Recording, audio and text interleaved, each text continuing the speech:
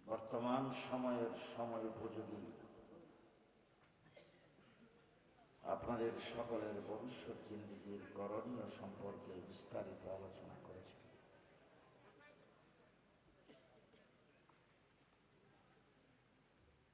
আপনারা যারা এখানে দাঁড়াইছেন, বসেছেন, কতক্ষণ পর্যন্ত থাকার ইচ্ছা করেছে? সারা রাত? আল্লাহ আপনাদেরকে সারা রাত্র সওয়াব দান করুন। আমি খুবই ক্লান্ত করছিলাম, আর মাহফিলের স্টেজে গেলে একটা বিষয় দেখলে খুব খারাপ লাগে। মানুষগুলি যারা এখানে পেছনে বসেছিলেন, আপনাদের সামনে ক্যামেরাগুলির কারণে আপনাদের খুব সুবিধা হচ্ছে।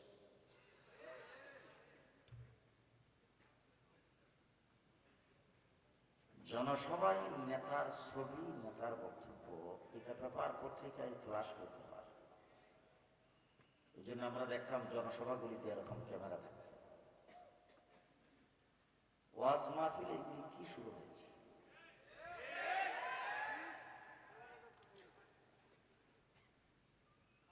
এটা আমার মনে হচ্ছে যে সামনে কোনো একটা বিপদ আসতেছে।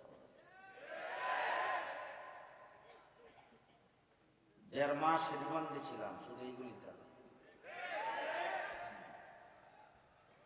এগুলি আমাদের বক্তব্যগুলি কাটছাট করে স্পর্শকাতর শব্দগুলি ইউটিউবে প্রকাশ করে। যাই হোক, যারা এই কাজগুলি করছেন, আমি আপনাদেরকে নসিহত স্বরূপ বলব, দ্বীনের সহযোগিতার জন্য যদি কিছু করে থাকেন তাহলে শুধু এটার জন্যই করবেন। পুরো আলেম উলামায়ে কেরামকে বিপদে ফেলার মতো এরকম কোন ব্যবস্থা করবেন। 2 নম্বর, আমার মনে হয় এটা বন্ধ হওয়া দরকার। এই জন্য আমি উলামায়ে কেরামের সাথে ইতিমধ্যেই পরামর্শ শুরু করেছি। আমি আসলে মানুষটা খুব নালায়েক, কিন্তু 42 বছর 42 বছর আল্লাহ মৌলী পুরী দামাত বারাকাতুহু ছাড়া আমার সমকক্ষ কেউ নেই।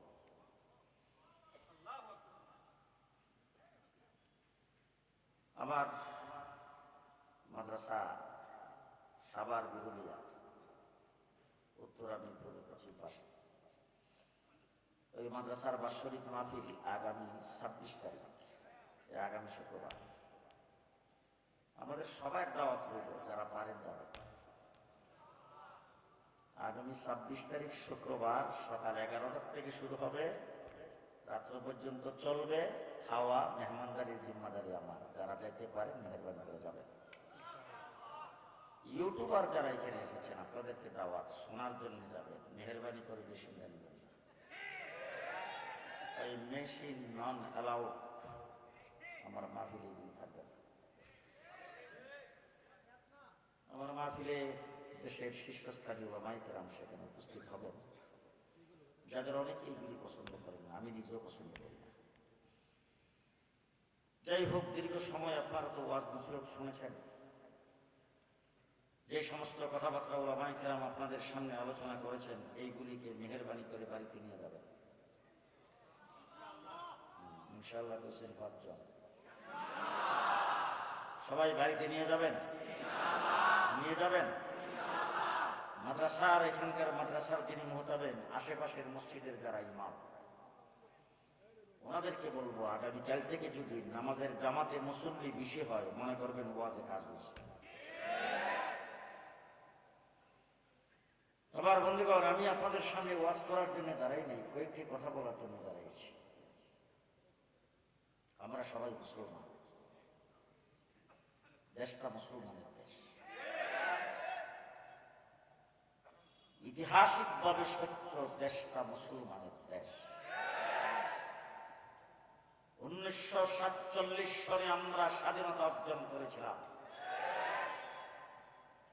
ইংরেজদের বিরুদ্ধে 250 বৎসর লড়াইয়ের পরে ইংরেজ যখন এই দেশ থেকে যাওয়ার সিদ্ধান্ত গ্রহণ করেছে, আমাদের লাঠিরান্দার বাড়িতে, তখন এই দেশটাকে দুই ভাগে ভাগ করেছেন, একটা হলো হিন্দুস্তান আর একটা হলো পাকিস্তান।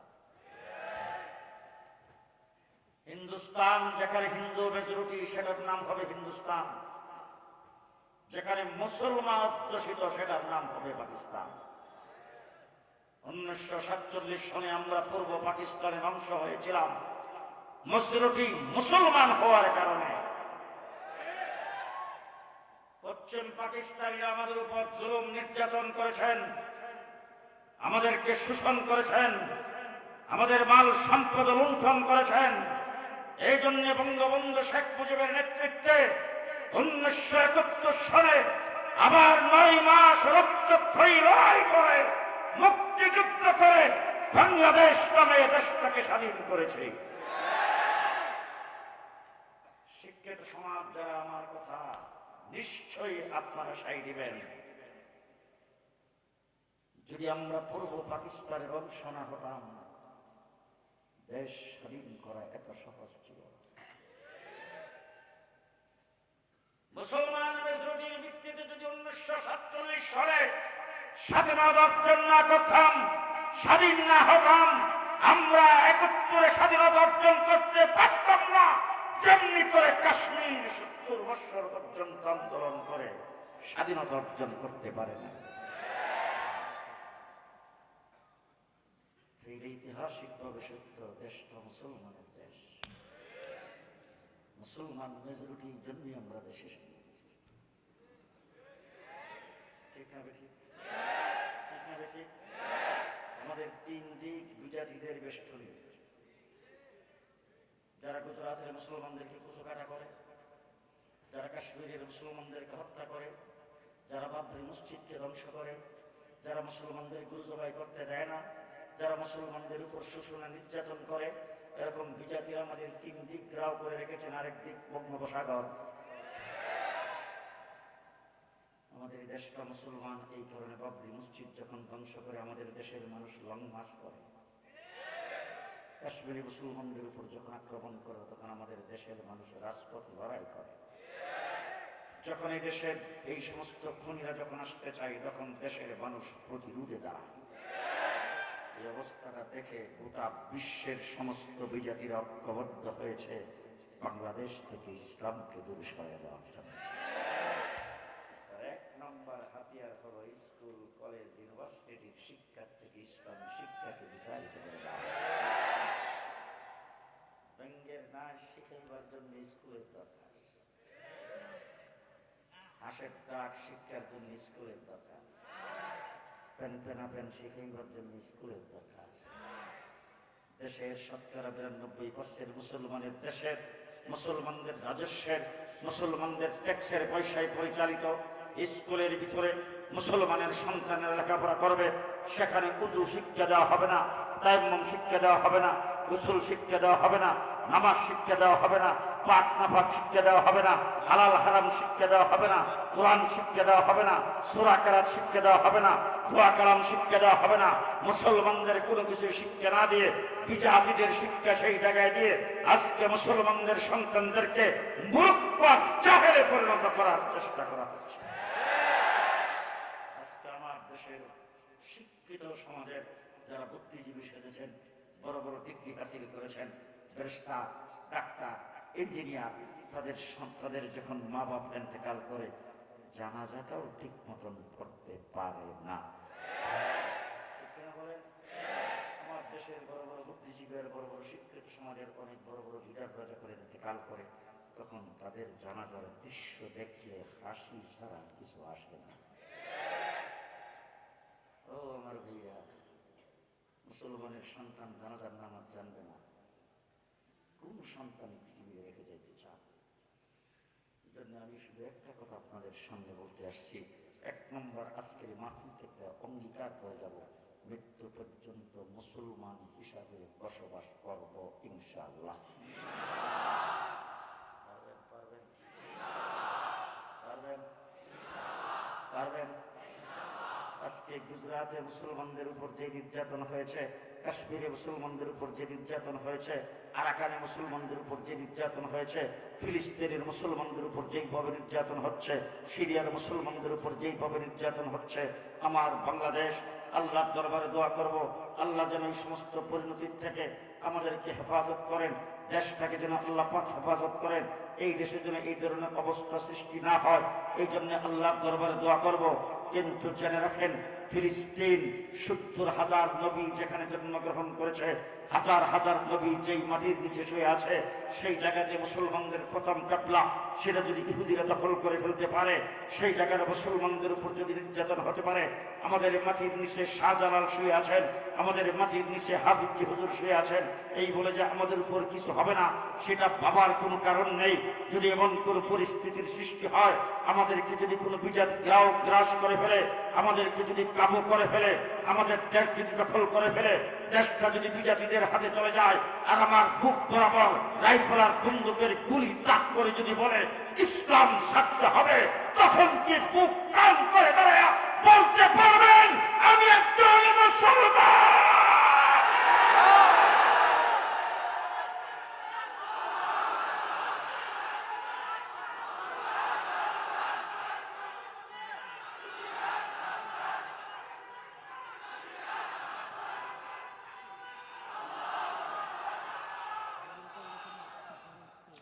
সকাল সন্ধ্যা রাত্র দিন ২৪ ঘন্টা আমাকে আমাকে এই খেয়াল করতে হবে যে আমি একজন মুসলমান।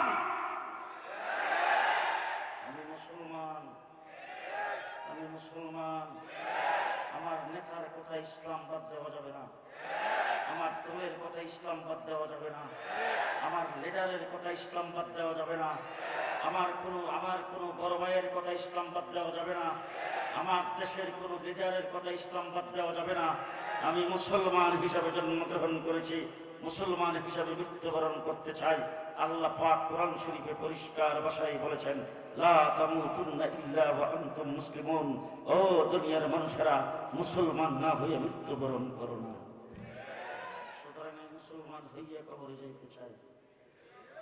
রাজি আছেন? রাজি আছেন? ১ নাম্বার। ২ নাম্বার কথা বলতে চাই, আপনি যখন দুনিয়া থেকে চলে যাবেন, তখন আপনার ছেলে ব্যারিস্টার, ডাক্তার, ইঞ্জিনিয়ার, প্রফেসর, তিনি বাড়িতে দৌড়ে আসছেন, বাবা ইন্তেকাল করেছেন, পাশের মসজিদ ইমাম সাহেবকে ডাক দিয়েছেন, তিনি আবার এলাকার বড় শিক্ষিত মানুষ, সবাই ওনাকে জাগতিক কারণে অত্যন্ত সম্মান করে, তিনি এসে ইমাম সাহেবকে ডাক দিয়েছেন, ইমাম সাহেব তাড়াতাড়ি আসেন, ইমাম সাহেব দৌড়ে আসছেন, বড় অফিসার মানুষ, এলাকার মানুষের কাছে সম্মানিত, এই ব্যক্তির ডাকে যদি না যায় চাকরি থাকে কিনা? আসলে ইমাম সাহেব তোমার বাবার দরদে আসেনি, ইমাম সাহেব চাকরি বাঁচাইবার জন্য এসেছে। আইসা ইমাম সাহেব সামনে সালাম দিয়ে দাঁড়িয়েছেন, বলছেন ইমাম সাহেব বাবা তো মারা গেছেন, এখন কি করা? আরে বাবা মারা গেছেন, তুমি লাশটাকে কি করবা সেটাও তুমি জানো না। ইমাম সাহেব আইসা বলতেছেন, গায়ের জামা কাপড়গুলি খুলে ফেলান, হাতের আংটি খুলে ফেলেন, হাতের ঘড়ি খুলে ফেলেন, বাবার কোমরে যদি গুঞ্চি থাকে সেটাও খুলে ফেলেন, শরীরটাকে খালি করে উত্তর দিকে মাথা দিয়ে শোয়া একটা চাদর দিয়ে রেখে দেন। বলে তারপর ইমাম সাহেব কি করতে হবে, এরপরে কি করতে হবে সেটাও তুমি জানো না। ইমাম সাহেব বলেন, মেয়েদেরকে বলেন বড়ই পাতা দিয়ে গরম পানি করতে, এখন লাশকে ধোয়াবে। বলে ইমাম সাহেব আপনি তো ইমামুল হাইয়্যি ওয়াল মাইয়্যিত, আপনি তো জিন্দারও ইমাম মুর্দারও ইমাম, সুতরাং আপনি আবার জিগান কেন লাশ কেন দোয়াইব, আপনার রাখছি তো এই কারণে। ইমাম সাহেব বলেন ঠিক আছে, আমার যদি দোয়াইতে হয় মুয়াজ্জিন সাহেবকে ডাক দিয়ে নিয়ে আসি। ইমাম সাহেব জায়গায় জামা কাপড় পাল্টাইয়া মুয়াজ্জিন সাহেবকে ডেকে নিয়ে আসছেন। আইসা উড়ানের এক কোণার মধ্যে পর্দা দিয়ে গেরাও করে সেখানে ইমাম সাহেব লাশটাকে ধোয়াইল, কাফন ইমাম সাহেব পরাইল। এরপর ইমাম সাহেব বললেন ধরেন 4 জন, ধইরা তারপরে নিয়ে গেল জানাজার মাঠে। সেখানে যাইয়া ইমাম সাহেবের একটা সামাজিকতা আছে, তিনি জিজ্ঞেস করেছেন জানাজার নামাজটা স্যার কে পড়াইতো? মাথা নিচের দিকে দিয়ে ইমাম সাহেব জায়গা জায়গায় লজ্জা দেন, জানেন না আমরা যে নিয়ত জানি না, জায়গা জায়গায় লজ্জা দেন, জানেন না আমরা যে নিয়ত জানি না। ইমাম সাহেব আপনি তো জানাজার নামাজ পড়াবেন, আপনি তো ইমামুল হাইয়্যি ওয়াল মাইয়্যিত, আপনি ওয়াক্তের 5 ওয়াক্তের ইমাম, জুমারও ইমাম, ঈদেরও ইমাম, জানাজারও ইমাম, সুতরাং ইমাম সাহেব জানাজার ময়দানে দাঁড়িয়েছেন, লাশটাকে সামনে নিয়ে। এবার ইমাম সাহেব যে জানাজা পড়তেন গেছেন, এটি কিন্তু ইমাম সাহেবের ফরমালিটি, চাকরি বাঁচাইতে, কথা বুঝেন। বাস। আর তুমি ইমাম সাহেবের পাশে দাঁড়িয়েছ, তোমার মা তোমার বাবার জানাজাটাকে সামনে নিয়ে ইমাম সাহেব আল্লাহু আকবার করে নিয়ত বেঁধে দোয়া কালাম ঠিকই পড়তেছেন, আর তুমি নিয়ত বেঁধে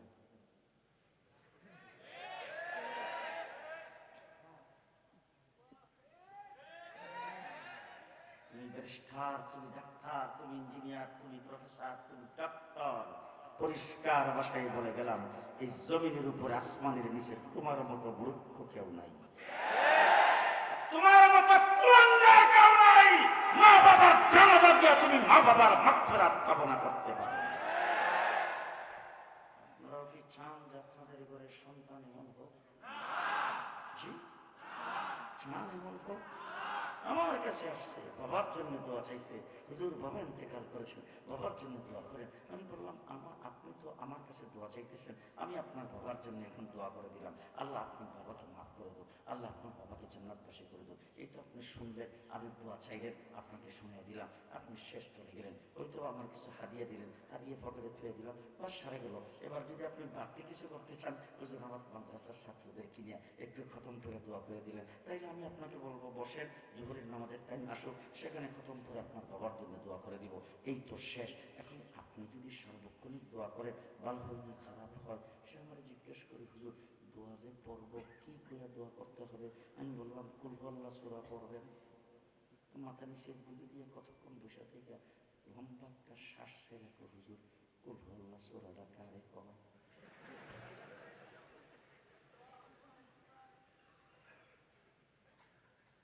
রাগ করতেছেন?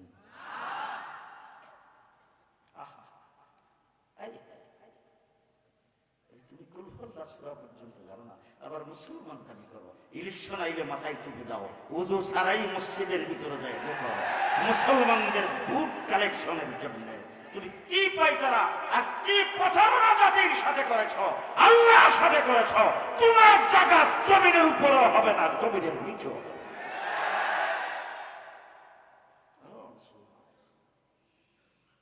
জন্য আমি দুইটা দিক, আমাদের দুইটা দিক ভালো করে মনে রাখতে হবে। একটা হলো ইসলামের গাছের গোড়ায় আমার নবী রক্ত দিয়েছে। আজকে আমাদের দেশে কোনো ব্যক্তি যদি জীবন দেয়, মিছিলে যায় যদি মারা যায়, হরতালে যায় যদি মারা যায়, রাস্তাঘাটে পড়ে যদি মরে, তাইলে আমাদের দেশের নেতারা কর্মীরা স্লোগান দেয়, এমুখে পবিত্র রক্ত ব্যথা যেতে দেব না। আমি আপনাদেরকে বলতে চাই, আমার নবীর চাইতে পবিত্র রক্ত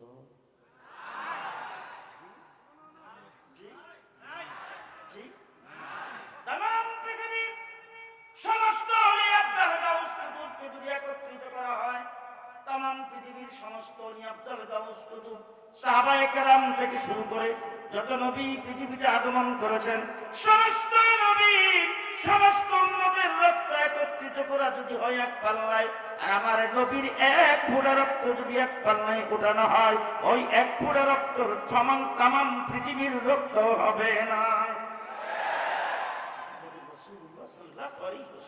তাইফের জমিনে বৃষ্টির মতো পাথরের আঘাত খেয়েছে।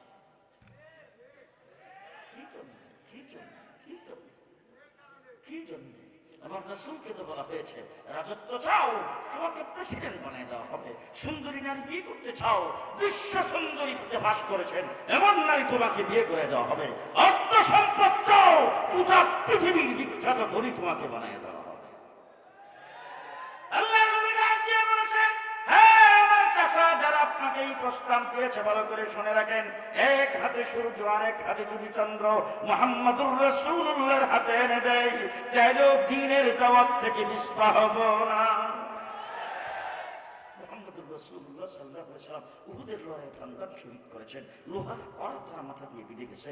ও আমার ভাইরা, আমার রাসূল সাল্লাল্লাহু আলাইহি ওয়াসাল্লামের প্রথম সাহাবী হযরত আবু বকর সিদ্দিককে পিটাইতে পিটাইতে নাকের হাড়টি ভেঙে দেওয়া হয়েছে, সারা শরীর রক্তাক্ত হয়ে গেছেন, রক্ত যাইতে যাইতে রক্ত শূন্যতা দেখা দিয়েছে।